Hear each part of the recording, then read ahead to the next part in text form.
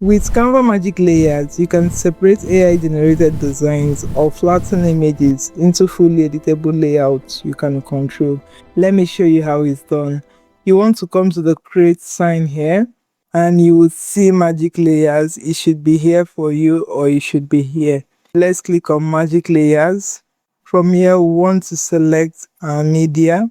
You can select from your uploaded media, or you can just quickly upload one. Let's upload an image. This is the image you're uploading.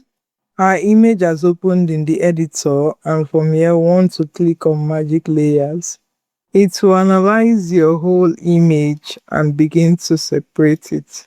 The separation process has completed, and you can see that these designs are all clickable. Let's just go into one and go to position and come over to layers, and you can see that we have all those separated as a standalone element. You can now work on your design, change text, click on any of these images and edit what you want to edit from here.